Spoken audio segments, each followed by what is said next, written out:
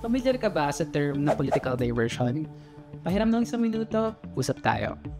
Political diversion ang tawag sa intensyonal na paglihis ng atensyon ng mga tao patungo sa isang issue para matabunan o matakpan ang isang current issue. Kadalasan natin itong nakikita as political tactic ng mga politiko dito sa bansa. Kapag may pumutok na isang issue, nakalinya na dyan yung mga occurrences that meant to catch your emotions. Ilan sa mga example niyan, yung mga balita noon patungkol sa lavish lifestyle at luxurious travels ni Bongbong Marcos last 2023. Naging usap-usapan ito ng mga tao sa kabila ng pinagdaraan ng krisis ng bansa sa sektor ng agrikultura. Hilong Garcia scandal naman ni Gloria Macapagal Arroyo na inilihis sa pamamagitan ng reshuffling ng kanyang gabinete at pagtulak sa charter change o CHA-CHA.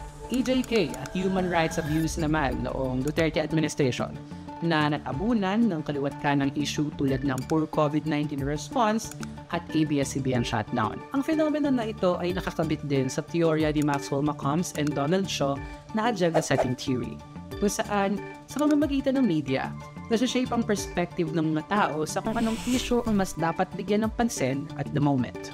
Ang tanong, bakit nga ba ito gumagana? Para saan ang political diversion?